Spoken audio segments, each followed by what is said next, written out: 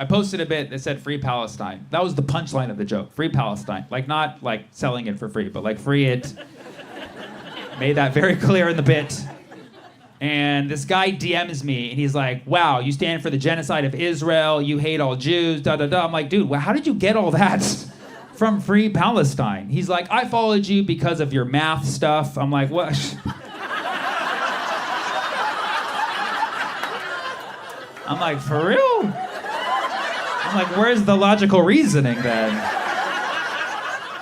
He's like, I follow you because you like statistics and I like statistics. I'm like, then stop extrapolating.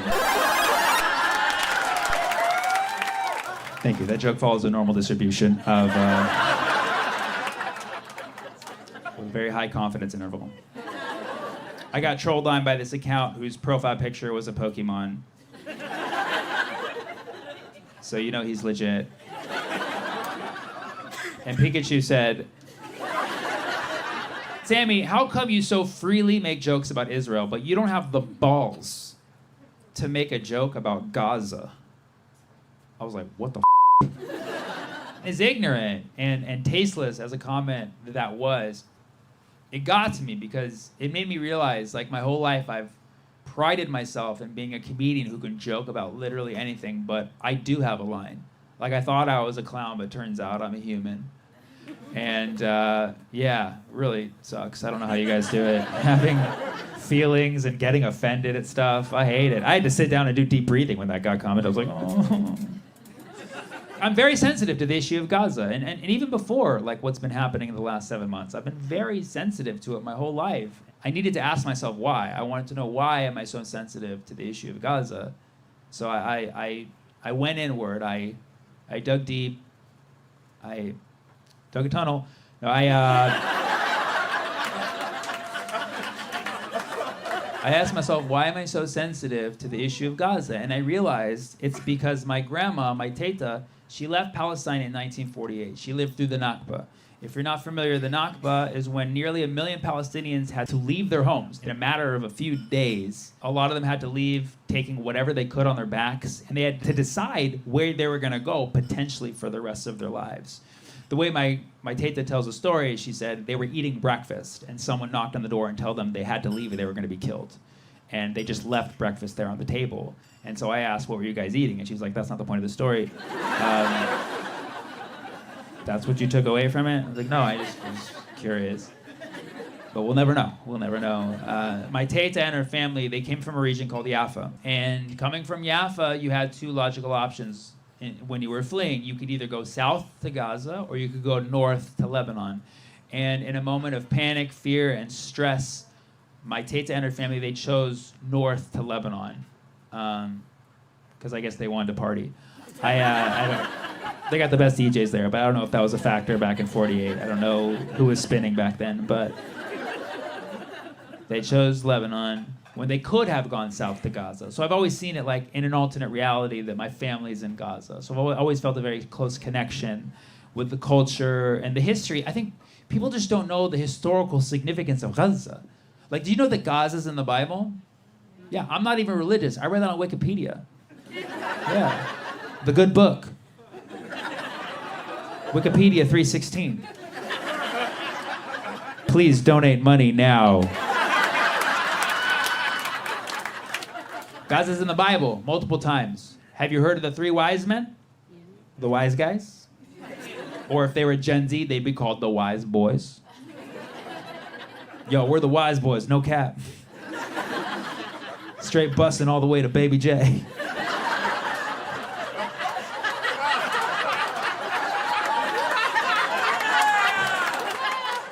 Say less, King.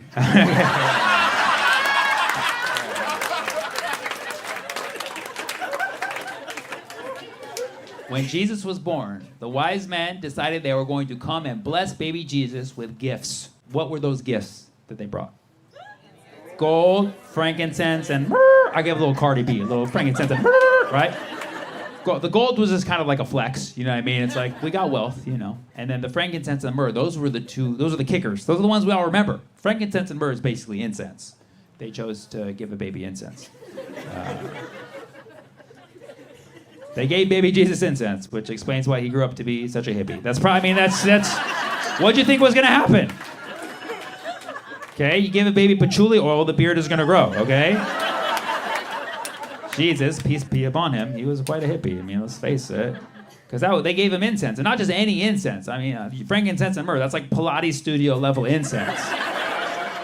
That's what put Jesus on that vibe, you know what I mean? Jesus got one whiff of the frankincense and myrrh. He's like, I'm gonna go into carpentry and do miracles on the side. That's what I'm gonna do. That's what I'm gonna do. I got my mind made up. I'm gonna do it.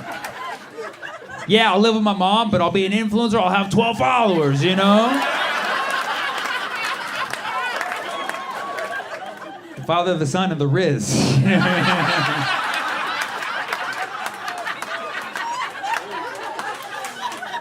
It was all because of frankincense and myrrh. That was the intention. The wise men knew that that's what was going to happen, and they knew that because they were wise, man. Okay? They even had a conversation beforehand. They're like, what are we going to get this baby? We got to get this baby something to bless. I'm like, bro, frankincense and myrrh, dude. That's what you get a baby when you want to bless, bro. Bless up, bless up, bless up, bless up, bless up. Let's get this incense. It'll be lit, you know? He's like, where are we going to get it? Bro, I know a guy. He's like, where's your guy? He's in Gaza, bro. Yeah, because back in the day, Gaza is where you would get incense. Gaza was the end of the incense trade route. Specifically, incense would flow up from Ethiopia, Saudi Arabia, and it would end in Gaza. So back in the day, if you were in the Levant and you want to get the best incense, you'd have to go down to the Gaza markets, be ready to bargain a little bit, okay? But you'd be ready for yoga class in no time. And that's what they did. They went and they copped the incense, brought the baby J, put him on it, and the rest is history, you know? Because I heard that Jesus went on to do some things. You know? Okay, now obviously if you're religious, this story is huge, man. But even if you're not religious, you've heard the story of frankincense and myrrh, right? It's made it into your psyche. So that's how impactful that moment was in all of our history. It shaped humanity to the end of time. Again, even if you're not religious, you know who Jesus was, right? Probably, right? You use the calendar, right? Do you use the calendar? Okay, see, there you go, right? If you use Google Calendar, the story's about you. Jesus became exactly who he was because of that blessing. That was the point of that blessing. And that blessing was frankincense and myrrh that came from Gaza, okay? Because Gaza was the capital of incense. And that's why I don't make jokes about Gaza. Because it's insensitive.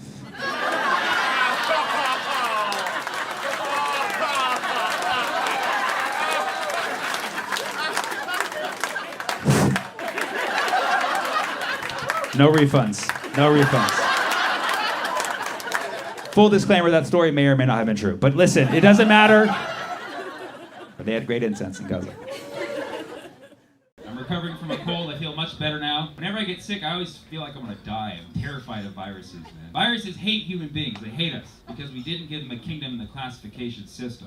Right, some of you guys know what I'm talking about. There's 6 kingdoms of classification in the system, all right? There's animals, there's plants, there's fungus. You guys know what I'm talking about? I had to pick someone for that. Bacteria gets 2 kingdoms. Oh, the double sweet, thank you very much.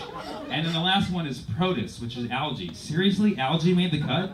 Do you think viruses are a little bit pissed about that? Like, algae? What? We're killing people on a daily, all right? We have the common cold coming out with a new release every year. We had Ebola putting us on the map last year. We're the reason you wear condoms. You're terrified of us. We are viruses. How many more have to die till we get a kingdom? I guess what I'm trying to say is free Palestine. I don't really know. It's hard talking about politics nowadays, especially with your family, you know. Visiting my mom's family in Texas for the holidays. My mom has 3 brothers. One family Trump supporters, one family Hillary supporters, one family Gary Johnson. And my parents are Bernie Sanders. So for an hour, we just sat there and talked smack about Ted Cruz. It was pretty awesome. Gotta find someone y'all hate. Open with Ted Cruz, close with Chris Christie. It's a solid fail-proof plan. Visiting my mom's family over Zoom for the holidays. My mom has 3 brothers. One family Trump supporters, one family Joe Biden supporters, one family Kanye West. And my parents are Bernie Sanders. So for an hour, we just sat there and talked smack about Ted Cruz. It was pretty awesome. Open with Ted Cruz, close with Anthony Fauci. It's a solid fail-proof plan. I don't like saying organic because when you say you eat organic, people think that you're better than them, you know? Which I do, but I don't want people to think that I think that. I think it's the hard G. It sounds like you're forcing your opinion. I eat organic, you know? I eat organic. Like, stop it. So I like to smooth it out. I made up my own ethnic pronunciation. I say, I eat organic. There's something smoother about it, right? Because if you're going to be obnoxious, just be fully obnoxious. You know what I mean? I'll go into a Whole Foods, like, excuse me, are these avocados organic? Like, who the hell is this guy? And what country is he from? I think you mean organic. I'm like, no, I said organic. Organic. Like, wow, well, I guess the customer's always right. I guess they're organic. I'm like, yes, she said it, huh? I could even go further. So they have no cholesterol? It's like, who the hell is this guy? Check my ID. I'm an organ donor. What? I eat organic. I want you guys to feel how good it feels to say it. On the count of 3. 1, 2, 3. Organic. Yeah! It doesn't feel forced, right? It feels organic.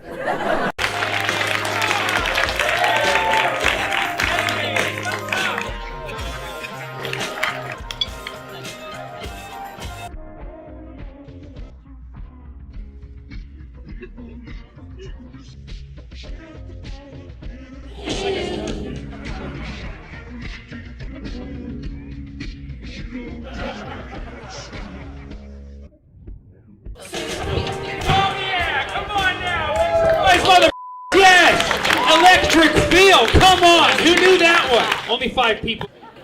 Sorry, I got too close too fast. 6 feet. See, look, I know my 6 feet. This is exactly 6 feet. But when I was like this, he backed up and we had it. And then he had the mask ready. That was a test. Because if he failed, I'd say, you need to go to the back row. You're not ready for the front row. And you were panicked for him, which means you belong here too. And these guys just laughed because we need some of that as well. This is cool, you know. We don't get to do this much more any much more. You know what I'm saying? We don't much get to any often anymore. Much we don't get to any much often, we don't. But do you know what I'm saying? We don't much. Much love. This tree has me feeling very safe. You heard her say what the What's going on right now? I don't know either. You're like, where is this going to go? I don't know. That's what makes this so fun. Is there anything that you would like me to speak about? Interracial couples. Interracial couples. Fuck yeah, let's fucking go, boy. He's like, yeah, me and you later. What? You guys interracial? That would be really weird if you're not. Talk about the thing that we're not doing, right? Because we're keeping it pure over here. Yeah, are you kind of interracial or what? No, we're interracial. You're interracial, okay? Nice. Can you tell me what the races are? Romanian and Indian. Romanian and Indian. So you're Romanian, she's Indian. No, she's Romanian, I'm Indian. That was a joke based on these. I know Kendra was like, should we laugh at that? He clearly looks Indian, but he could be Romanian. Make some noise if you are in an interracial relationship. All right, good. We're just keeping shit nice and purebred out here in Toronto. Wow. I thought you guys were progressive. Okay, make some noise if you're single. Okay, make some noise if you're single and you're down to fucking interracial person.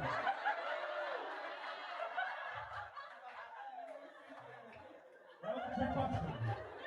I was asking if you're down to fuck a mixed race person, actually. There's no such thing as an interracial person. I'm interracial. I am between races right now. I was previously Romanian, but now I'm Indian. Good. So a lot of horny, progressive people in here. Anybody else in their interracial couples want to give me their mix? Where is it? Peru and India. So basically Indian and everything. That's how we're fucking taking over, guys. Good. What else? Justin Trudeau. Justin Trudeau, the great leader of this nation. Okay, I know that he's not well liked. Is there anybody who still really likes him? Yeah, come on, yeah, come on. Yeah, no, it's good. We need some pro-establishment people here. What do you like about Trudeau? And this, you're telling somebody who knows very little about Trudeau. There's a long list of things. Anything specific? Like what would you say Trudeau is like the best thing about Trudeau? He's hot, right? He's hot. And I actually saw a picture of him. He was also interracial dating as an